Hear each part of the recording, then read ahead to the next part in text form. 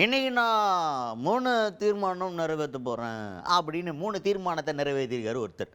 நிறைவேற்றினது யார், என்னென்ன தீர்மானம் நிறைவேற்றிருக்கிறாங்க? முதல்வர் சி ஜோசப் விஜய் அவர்கள். அவர் தான் 3 தீர்மானம்னா 2 வந்து சேம் கான்செப்ட் தான். என்னென்னா டீலிமிட்டேஷன் பற்றி, சேம் நம்பர் ஆஃப் எம்பிஸ் வந்து இருக்கணும், அதை வந்து ரீடைன் பண்ணணும் அப்படின்னு சொல்லிட்டு, அதுக்கப்புறம் வந்து நம்ம தமிழ்நாடு கொடுத்துருக்க பர்சன்டேஜ் இருக்குல்ல, அதில் வந்து எந்த ஒரு மாறுபாடும் இருக்கக்கூடாது அப்படிங்கிறது 2 தீர்மானம். அதுக்கப்புறம் வந்து சட்டமன்றம் நாடாளுமன்ற எலெக்ஷன்லலாம் வந்து லேடிஸ்க்கு நீங்கள் வந்து 3ல் 1 பங்கு அப்படிங்கிறத கொடுக்கணும், அதை வந்து வலியுறுத்த போகிறோம், இம்மிடியேட்டாக இம்ப்ளிமெண்ட் பண்ணணும் அப்படின்ற மாதிரி 3 தீர்மானங்களை நிறைவேற்றிருக்காரு முதல்வர் சி ஜோசப் விஜய் அவர்கள்.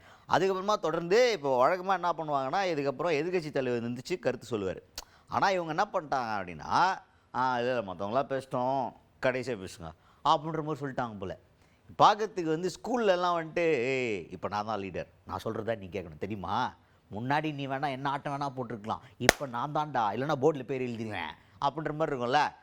அந்த மாதிரி ஒரு சின்ன பிள்ளை விளையாட்டு மாதிரி இருந்துச்சுன்னு சொல்லிட்டு ஊருக்கு ஒரு பேச்சு இப்போ கிளம்ப ஆரம்பிச்சிருக்கு. அது தொடர்பாக முன்னாள் அமைச்சர் ஏவாவேலு அவர்கள் கருத்தெல்லாம் சொல்லியிருக்காரு. அது என்ன அப்படிங்கிறத பாருங்கள்.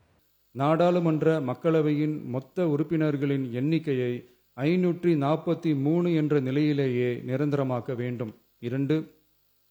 தற்போதுள்ள மக்களவை உறுப்பினர்களின் இடங்களின் எண்ணிக்கையை மாநிலங்களுக்கிடையே, அதாவது விகிதாச்சார பிரதிநிதித்துவம் தற்போதுள்ள அளவிலேயே நிரந்தரமாக்க வேண்டும். 3.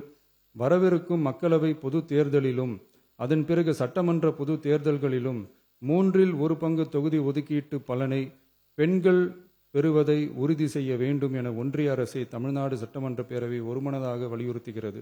மாண்புமிகு பேரவைத் தலைவர் அவர்களே, இந்த தீர்மானம் ஒரு அரசியல் கட்சியின் தீர்மானம் அல்ல, தமிழ்நாட்டின் உரிமையை நிரந்தரமாக பாதுகாக்கும் தீர்மானம். எனவே அனைத்து கட்சிகளை சேர்ந்த மாண்புமிகு பேரவை உறுப்பினர்கள் இந்த தீர்மானத்தை ஒருமனதாக நிறைவேற்றி தர வேண்டும் என்று கேட்டுக்கொள்கிறோம். ஆர் செல்லசாமி அவர்கள் இது குறித்து கருத்துக்கள் தெரிவிக்க விரும்பலாம்.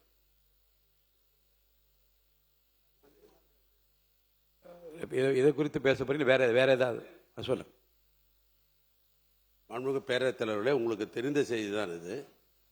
அரசின் சார்பாக 110 விதியின் கீழ் சில அறிவிப்புகளை செய்கிற பொழுது அந்த பகுதியிலிருந்து அது நன்றி சொல்வதாக பாராட்டுதான் விடுவார்கள், எப்பொழுதுமே நடைபெற்றுக் கொண்டிருப்பது.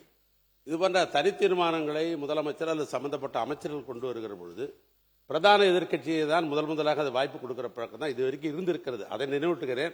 ஏன்னா அவரை நீங்க அனுமதிங்க, அப்புறம் நீங்க எல்லாருமே பேசுறது அனுமதி. பிளீஸ். அவை முன்னவர் மாண்புமிகு பேரவைத் தலைவர் அவர்களே, மாண்புமிகு பேரவைத் தலைவர் விரும்புவது எல்லா கட்சியும் பேசி எதிர்கட்சியில் அதற்கான விளக்கத்தை சொல்கிற போது இன்னும் அது தெளிவாக இருக்கும் என்ற முறையிலே தான் அவர் அந்த சொல்லியிருக்கிறாரே தவிர வேறொன்றும்